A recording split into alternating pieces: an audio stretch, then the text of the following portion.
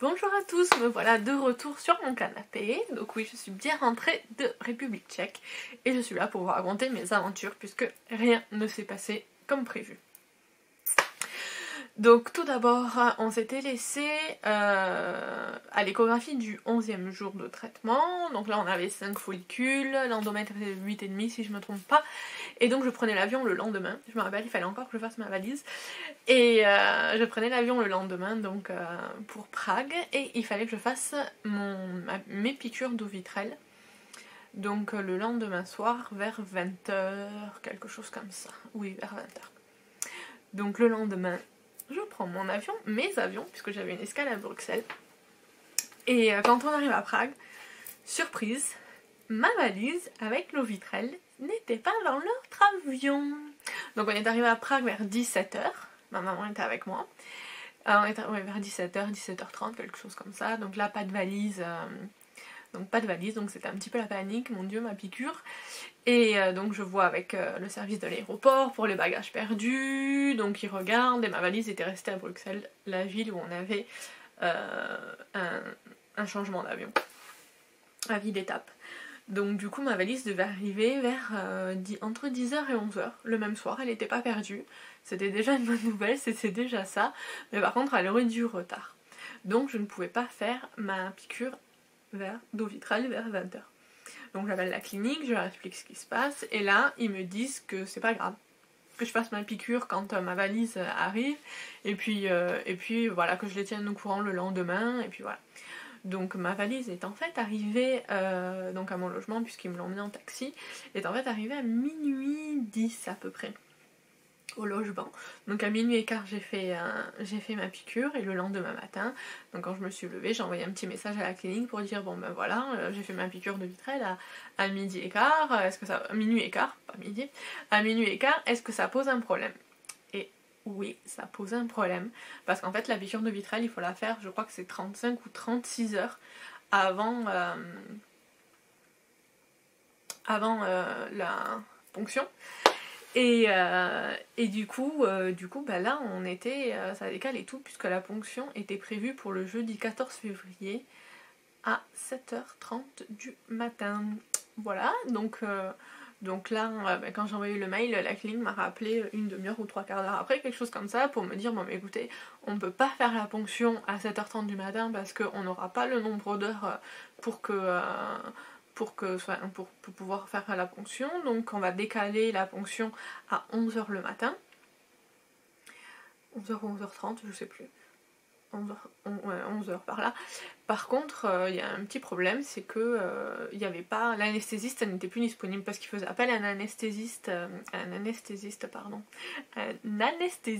voilà, externe, et donc il n'était plus disponible.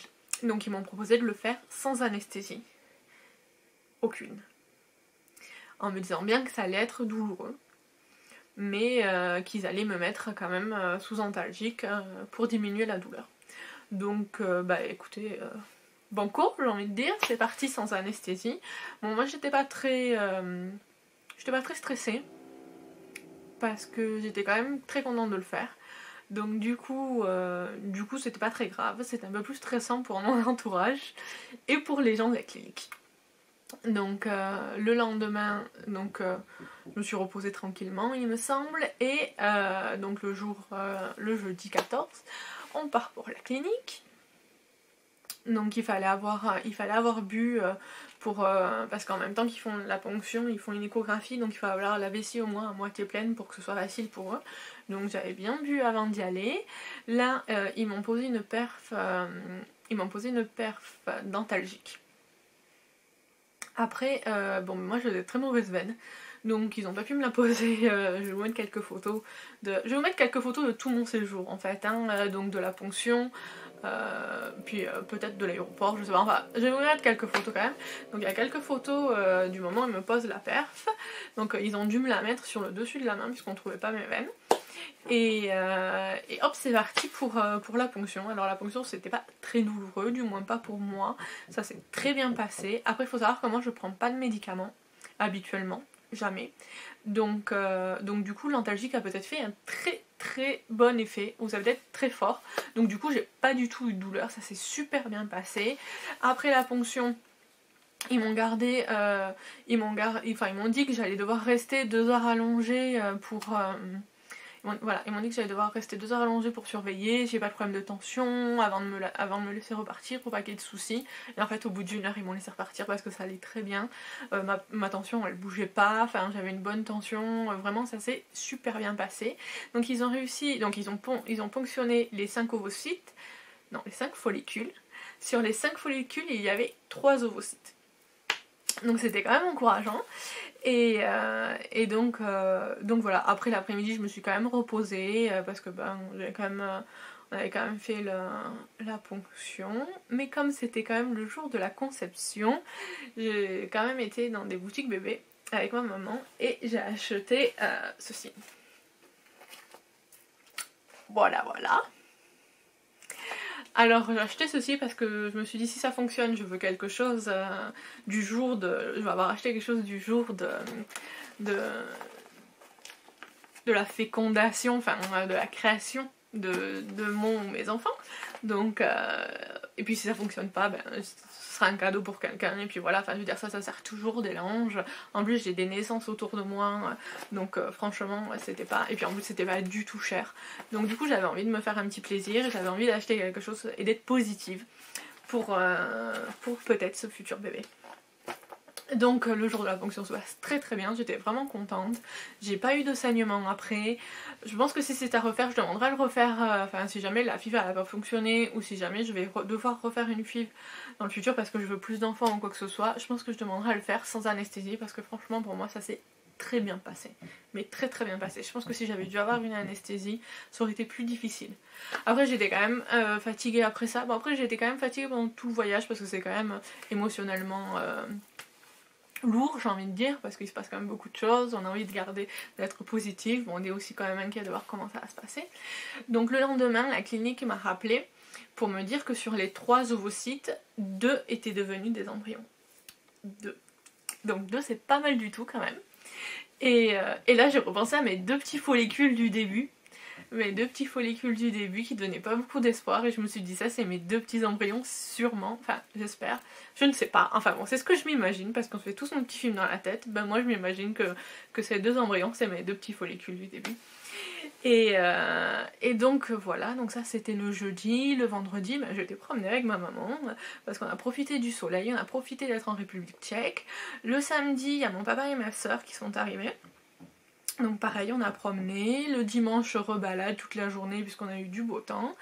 Et le lundi donc c'est là où la clinique devait me rappeler pour me dire comment avaient évolué les 2 embryons et me donner l'heure du transfert pour le mardi. Donc le lundi matin la clinique m'appelle pour me dire donc que ça s'était très bien passé. Que les 2 embryons s'étaient très bien développés et qu'ils s'étaient tellement développés qu'on allait devoir faire le transfert le jour même, le lundi au lieu du mardi en fait. Donc là, hop, gros changement, c'est parti pour la clinique pour faire le transfert. Donc le transfert, ma soeur elle a pu rentrer avec moi dans la salle et donc elle a fait une petite vidéo, donc je vais vous mettre la petite vidéo pour que vous assistiez au transfert. Donc ils ont transféré les 2 embryons puisque j'ai demandé à ce qu'on transfère les 2 parce que si les 2 fonctionnent, super, hein, comme ça j'ai 2 bébés pour le prix d'un, j'ai envie de dire, et s'il y en a au moins un, et puis enfin, en mettant 2 je me dis qu'il y a plus de chances qu'il y en a au moins un qui y accroche. Donc à partir du jour du transfert j'ai dû prendre du faston 3 fois par jour, donc un matin, midi et soir. Donc ça c'est pour faire que la paroi utérine elle soit plus réceptive, j'ai envie de dire. Après j'avais regardé pas mal de vidéos de FIV d'américaines qui font des FIV et elles, on leur conseille de manger de l'ananas juste après le transfert parce qu'il y a une vitamine dans le cœur de l'ananas, vous savez la partie dure qu'on mange pas à l'habitude, bon voilà, dans cette partie là il y a une vitamine qui fait que c'est notre utérus est plus réceptif. Donc du coup ce qu'elles font c'est qu'elles prennent un ananas en entier, elles le coupent en 5 morceaux égaux, en tranches du coup, pour bien avoir le cœur, et chaque jour elles mangent une tranche d'ananas parce que il faut pas en manger trop et puis une tranche ça suffit. Donc du coup on a été acheter un ananas après le transfert pour faire ça. Bien entendu j'ai pas porté de poids, Je me suis reposée. Après, le jour même du transfert, il y a mon frère qui est arrivé donc pour nous rejoindre. Et là, le soir, on a été au restaurant, on a fait un repas spectacle médiéval, c'était très sympa. Donc je me suis reposée. Enfin, c'était tranquille, dans le sens où bah, de toute façon, j'étais assise sur une chaise dans un restaurant. Hein, mais après, j'étais pas non plus allongée les jambes en l'air ou quoi que ce soit. Donc j'ai quand même mis les chances de mon côté avec l'ananas et ce genre de choses, en portant pas de poids, en faisant attention à pas marcher trop vite ou ce genre de choses. Mais après, c'était pas non plus le gros truc. Le lendemain, on a eu un petit souci avec la voiture de location, c'est la police qui m'a levé le matin parce que la voiture avait démarré toute seule dans la... Enfin, elle avait pas démarré, mais elle avait foncé dans une autre voiture dans la nuit en fait. On était garé un petit peu en pente et la voiture... Enfin, comme il fait très froid là-bas, on n'avait pas enclenché, on n'avait pas mis le frein à main, on avait juste enclenché la première pour qu'elle démarre. Et en fait, la voiture, elle a roulé vers une autre voiture, donc c'est la police qui m'a levé le lendemain matin. Donc c'était un petit matin un petit peu mouvementé, le temps de régler tout ça, avec la compagnie de location de voitures. Les policiers étaient très très sympas, très coopératifs, super aidants. Enfin, franchement, ça s'est très bien passé, ça a juste été un petit bouleversement de plus, on va dire. Et ensuite, on a été sur le site d'une église qui n'était pas terminée, dû à un incendie, parce que c'était une zone d'ondes positives. Donc en fait c'était la personne de la clinique qui m'avait envoyé le lien sur un article sur cet endroit en me disant bah il fait beau, si vous êtes là plusieurs jours, c'est pas loin de là où vous êtes, là où vous dormez, donc ça peut être sympa. Et en effet, donc on a été fait le plein d'énergie positive et de pensées positives sur ces lieux, donc ça, bon, on y croit ou on n'y croit pas, mais en attendant, moi je mets toutes les chances de mon côté, donc j'ai dit bah allez, ça coûte rien d'y aller, on était à 10 km, donc on y a été, ça nous a fait une petite sortie familiale, et puis après par contre je suis restée allongée tout le reste de la journée. Ma famille elle est repartie sur Prague pour visiter, moi je suis restée à l'appart à me reposer. Après j'ai dû changer mon billet d'avion aussi, puisque j'avais prévu de rester jusqu'au vendredi. Et en fait, comme on a avancé d'un jour le transfert, vendredi c'était un petit peu tard pour reprendre l'avion. Donc ils m'ont dit d'avancer un peu mon billet d'avion. Et comme ma soeur repartait mercredi, je suis repartie mercredi avec elle. Donc au lieu de rester 10 jours, je suis restée une semaine et un jour en fait. Donc... voilà pour les aventures tchèques. Après, donc bien entendu, là je suis dans mes 15 jours d'attente. Donc 15 jours d'attente, c'est long. C'est long, c'est difficile de pas se prendre la tête. Bien entendu, il faut garder des pensées positives, il faut visualiser, se détendre. Alors autant vous dire que pour... le repos, il n'y a pas trop de soucis, je porte pas de poids. Bon, après j'ai vraiment le gros soutien de ma famille, donc ma soeur vient m'aider pour porter mon panier à linge quand je fais ma machine, elle m'aide pour mes courses, pour porter mes courses. Après voilà, quand j'ai pas envie de me faire à manger, je vais chez mes parents, c'est eux qui me font à manger, donc franchement, voilà. Après je crochette, je tricote, je regarde mes séries à la télé, je bouquine. En plus il fait très beau. Donc j'essaye de pas trop marcher. J'ai la chance de pas être en train de travailler en ce moment, enfin j'ai la chance. Oui, j'ai la chance de pas être en train de travailler en ce moment, donc du coup, je peux me reposer, je peux lever le pied pour le moment, donc voilà. Et donc là, on est mardi 26, donc je ferai la prise de sang lundi. Lundi, je sais pas combien, ah oui, le 4, lundi 4 mars, ça fera pile poil 15 jours par rapport au jour du transfert, et donc là avec les résultats, bon je vais pas vous mentir, je vais sûrement faire des tests urinaires avant, mais je ferai quand même la vidéo, je vais quand même faire la vidéo après le test sanguin avec la réponse, donc la prochaine vidéo ça sera pour lundi, voilà, pour voir si tout ça a fonctionné ou pas. Moi je suis plutôt positive, et on va pas se mentir, moi je le sens bien parce que toutes ces aventures c'est quand même pour arriver à quelque chose, il s'est pas passé tout ça pour rien, donc voilà, je vais finir cette vidéo là-dessus, du coup, hein, puisque je crois que j'ai fait le tour de tout ce que j'avais à dire. Après, si j'ai oublié des choses, n'hésitez pas à me le mettre en commentaire. Je vous en parlerai du coup à la prochaine vidéo. Si vous n'êtes pas encore abonné, n'hésitez pas à vous abonner, comme ça vous aurez les résultats